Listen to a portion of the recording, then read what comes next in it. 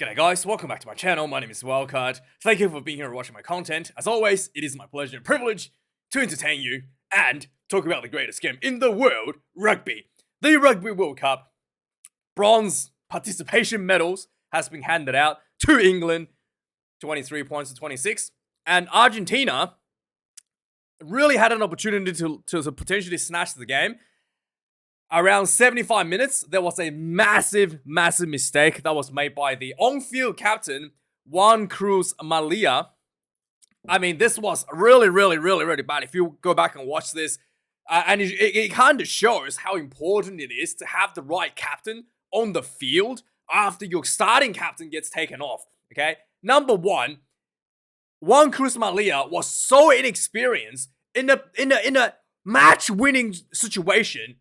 He was laying on the ground, getting strapped, whilst the referee is coming up to him and asking him for the decision for whether they want to go for a goal or whether they want to go for the lineouts. Whilst he was on the ground, he had no assessment of where this penalty was going to be taking. He just said, we'll go for the post. And you can tell the goal kicker, right, who came off the bench, Nicolas Sanchez, did not want this to take the penalty kick. Before this penalty was even issued, he was asking a referee for another penalty that was much closer to the goalpost, and the referee said, no, that was not a penalty. And you can tell he did not want to take this because this was pretty much right from the sideline, about 5 meters in, on the 5 meter line essentially. And this was as difficult as you're gonna get for a penalty kick. Yeah, and Juan Cruz Malia, not having the experience as a captain, was on the ground, getting himself busy trying to get the water boy to strap his leg, which was completely not necessary. That's not your priority. If you have the limp to the referee to make sure everything's right, make sure the right decision is made, you limp to the referee, make sure the right decision is made. Not on the ground, having a blind jab decision made without even looking at where the boy is, where the penalty is given. That was really bad. And you can tell Sanchez did not want to take the penalty at all. And sure enough, the angle was just a little bit too much. It was not on his comfortable level. He kicked it, missed the goal. And that is bad decision from the captain. He failed to understand the priority of his role at this critical moment. Not to get his leg strapped. It's to make sure that the team makes the right decision, to make sure that have a look at what's actually happening on the field. And the right decision should have been for the sideline. And again, I kind of asked the question for the coaches as well. Why is the fullback the captain on the field instead of the goal kicker, the more experienced, over 100 test cat Nicolas Sanchez? Why isn't he the captain? It's just bizarre. Bizarre. Absolutely bizarre. Even if you had Augustin Creevy at the hooker position, it would be a much better option than the fullback. Very rarely you see a fullback as the captain. And there's a reason for it. Because they're too far out to speak to the referee. And they're out of position a lot of times to make the critical to make the critical conversation that needs to be said to the referee. And it was a disaster. It was an absolute disaster. He had no idea. He was too busy, occupied, getting his foot massaged, than actually worry about what was happening on the field. And that cost Argentina the game. Now, England, alright? I've been very negative about England. Once again, England started the game, just like they've done many times, extremely well. And the early 20-30 minutes, it was looking like there could have been a blown out for England. There was a try score early. There was breakdown dominance. The lineout was messy from Argentina. There was drop ball everywhere. It wasn't even raining. It was supposed to be raining, but it wasn't even raining this game. The penalties for Argentina was not finding touch. It was horrendous. And England was just literally amateur hour for Argentina. And England was just dominating every conclusion, dominating in the breakdowns. dominating physically, and that two playmaker style that England brought on set up that first try with Owen Farrell and Marcus Smith, something that they've been wanting to work with. They've been working with since Eddie Jones, in fact. Having Marcus Smith in that fullback position to come up to just slotting in as a second playmaker, getting that ball from Owen Farrell, and making the right play, setting Ben Earls for the first try. Just beautiful, beautiful play. But just like typical England fashion, they got the lead and they start snoozing. They start managing the game clock, guys. Let's have a chat with the referee with every decision to run the clock down just a little bit more, right? Every time there's a scrum reset, let's have a ballroom meeting with the referee, right? Just to run the clock down. Every time something happened, let's stay down and make sure that the referee sees it. Start managing the clock. Start playing against the clock. And really, I didn't think... I honestly thought there was going to be a blowout, like it did against like Argentina did against the All Blacks. The Argentinians did not look like they wanted to play this game. That's how bad this was for the first about 25 minutes. And then England start managing the clock, start playing against the 16th player on the field, allowed Argentina back into the game to be right down the wire early in the second half. And eventually they did manage to make those changes that I kind of be asking for, bringing on George Ford early, bringing a bit more energy onto the field. They were still trying to manage the game. And Argentina, making crucial mistakes, crucial decisions that was going wrong, leading to this result. We could have seen a tiebreaker going into some extra times, but no, it wasn't to be. And well done England, 26-23. I think Bothwick will have to really do some serious shuffling up after this World Cup campaign to try to get England in a much better spot. Just like I said in my preview, England do have some amazing talent in the team, and they're just not being used properly. Like the mentality of the team, always looking for the easy way out, always trying to manage the game, manage the clock, manage the referee. It's just really, waste of talent. Really, it's just a waste of talent. Spending so much energy, so much effort, worry about things that are just not even part of rugby. It shouldn't be a part of rugby. Like honestly, there should be a point where the referee just says, "Owen Farrell, stop talking to me. I know you're the captain.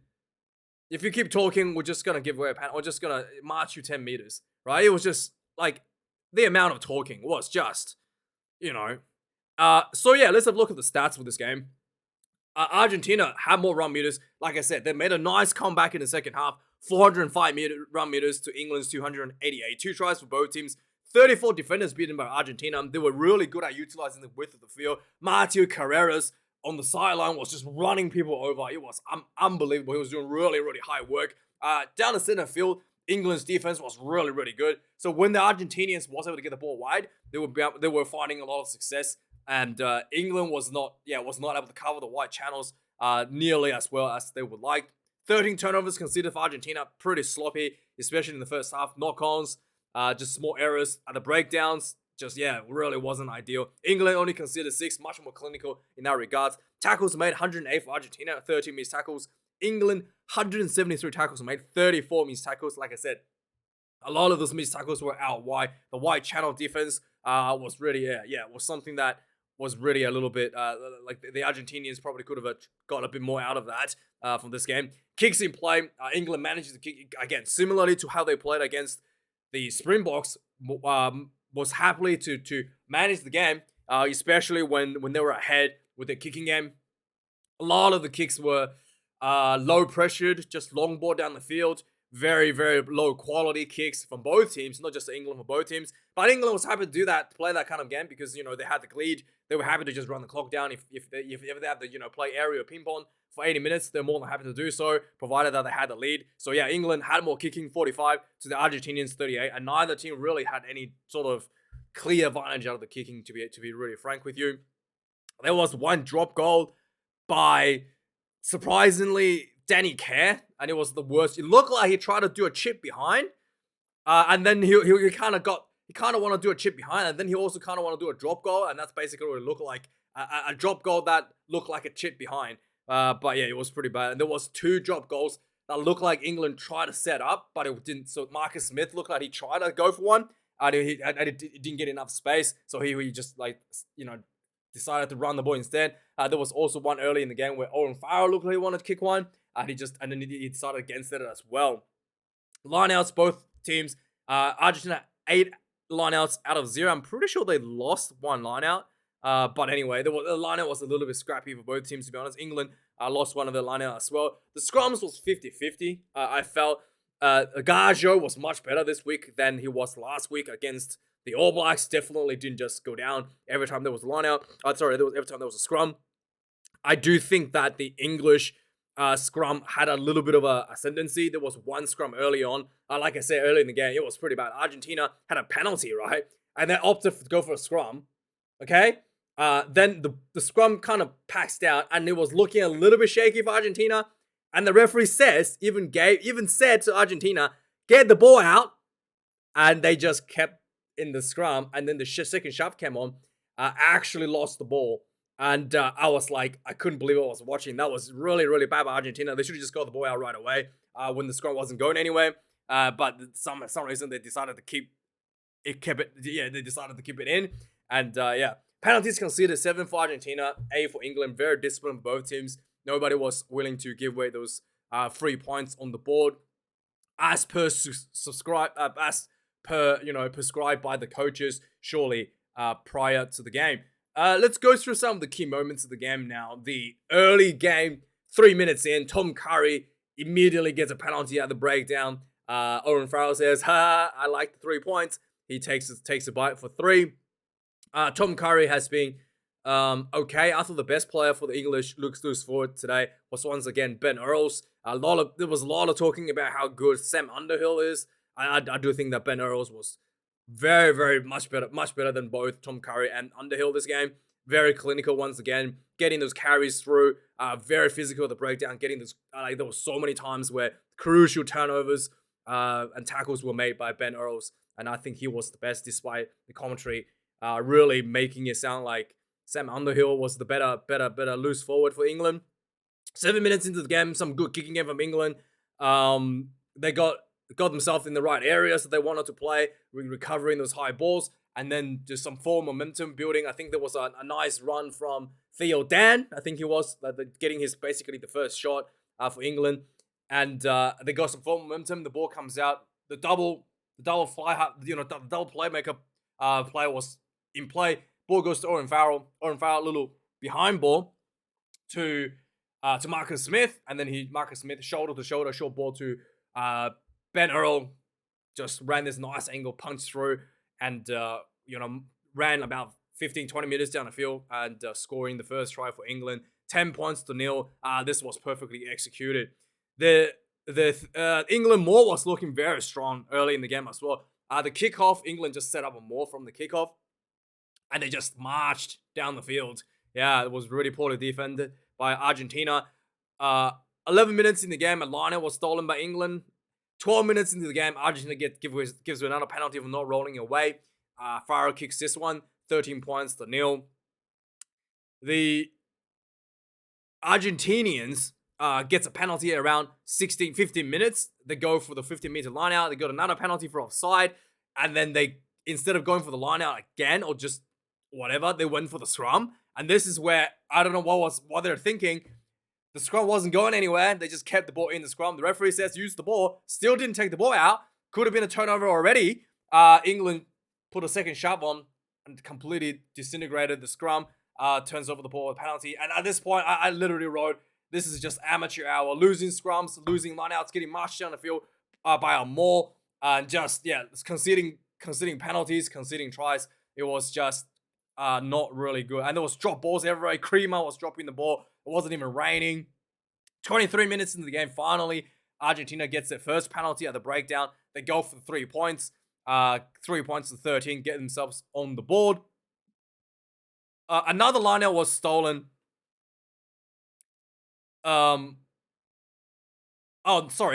Argentina was able to steal one of the English lineout here at 27 minutes in.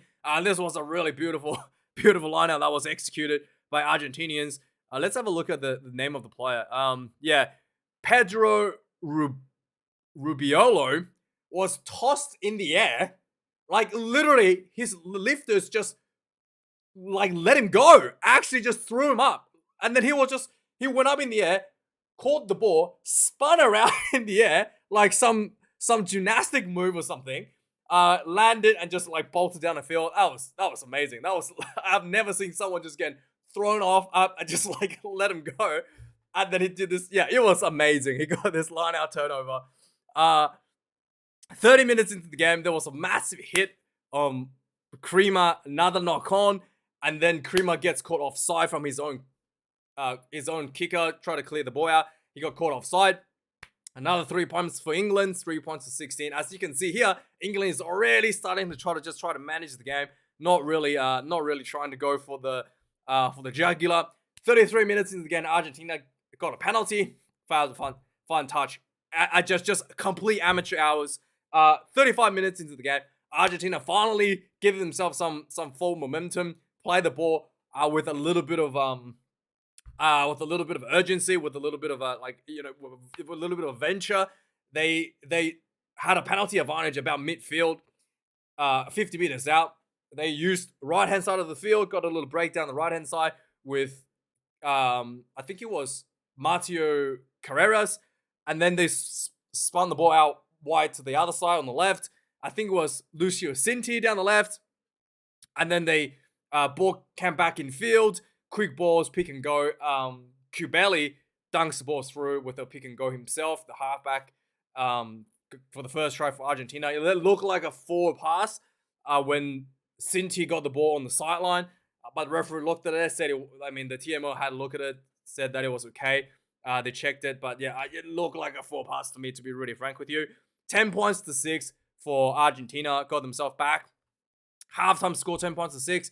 Second half, Argentina once again came out more with a bit more determination for the game. Santiago Carreras made a brilliant break. He got the ball. Like, Argentina immediately, basically from the kickoff, was putting pressure on England. Got into the just outside England 22. Carreras got the ball. He didn't really have many options on him. He just decided to kind of like take on the defense himself. He shrugged off Theo Dan, who missed the tackle, and then he ran through another player. I think it was Ellis Genge. I think it was. Let me see, Theo Dan, and Genge also got shrugged off. So two front rowers got beaten by Santiago Carreras, and he just ran through, dot the ball down right under the post, taking the lead for Argentina, 17 points to 16. And then immediately from the kickoff, Carreras, the guy who just scored the try, tried to clear the ball out from inside his own 22, got charged down by the same guy that he beat, Theo Dan, to score the try literally before this 30 seconds ago. Theo Dan charged him down, redeemed himself, recovered the ball, and then dunked the ball down for an immediate reply try and recovered the 7 points that he gave away. 17 points to 23. England back and ahead. There was a high ball by the England side. They got a penalty. They're giving away a penalty for his own players not retreating. Was a silly penalty given away by England. Argentina kicked another 3, 20 points to 23. The Argentina had more opportunities around 52 minutes. They built inside the England half. 18 phases later, I thought there was a ruck form. One of the England players stuck his hand over the ruck and tried to pick the ball up. I thought that was clearly a ruck, but referees said otherwise. Again, at this point, the game management is in full swing for England. Lots of argument, lots of discussions, as has been spoken to the referee. Sanchez was on at this point. Ford was on as well, finally giving some game time. 63 minutes into the game, there was a scrum to England. Looked like there was a knee to the ground for Argentina, against Argentina, and England taking another 3 points, 20 points to 26. 65 minutes into the game, Argentina was building into the England 22, and there was a penalty against England. I think it was for offside. Argentina kicked 3 points themselves, 23 points to 26. Like I said, Mateo Carreras was doing amazing work. 73 minutes in, he ran down the side of the field. He just completely mauled over Marcus Smith, and then like later on he mauled over George Ford. Again, there was a penalty given against as this was happening when Marcus Smith got like kind of mauled over by Martio Carrera. He got caught on one side. There was a penalty. This was right, like I said, 5 meters in from the sideline. And then yeah, referee went back and asked what they want to do with the penalty. You can clearly see Sanchez did not want to kick this one. He was telling the referee that the penalty should be closer, and he was really looking concerned and didn't want to take the kick. It was really close sideline. And like I said, the captain, on-field captain, Juan Cruz Malia, was busy getting his leg strapped and not taking a good look at what was happening, made the wrong decision. And yeah, pretty much from the sideline, Nicolas Sanchez missed the goal to level the game. And then that's pretty much it. The Martio Carreras made another break down the sideline, 78 minutes, massive run. More so over George Ford. Once again, there was just some really good running, but yeah, there was some, it wasn't, Argentina was searching for a penalty, and England was just being a little bit too good to not give that away. There was, again, just before the full time, England was able to run the clock down for about a minute or so. A lot of chatting in the scrummaging, try to run the clock down, and England managed a bronze medal win, 26 points to 23. Let me know your thoughts, guys. How did you feel about this game? Yeah, disappointing. Argentina really missed the opportunity there. England was definitely up for the pickings. Definitely not nearly as good as a performance as they did against Argentina in the opening match. Despite Argentina was looking pretty bad for the first half, and England was just, once again, let's manage the game, let's play the game clock. And let me know your thoughts, guys. Thanks for watching this video. Thanks for anyone who donates the money to me, supports me financially. And thanks for watching. Have a good one. I'll see you guys tomorrow for the grand final, and I will be doing commentary for that one. It'll be commentary, not a reaction. So feel free to come in and have a listen if you want. Have a good one, guys. I'll see you guys tomorrow for the grand final. Cheers.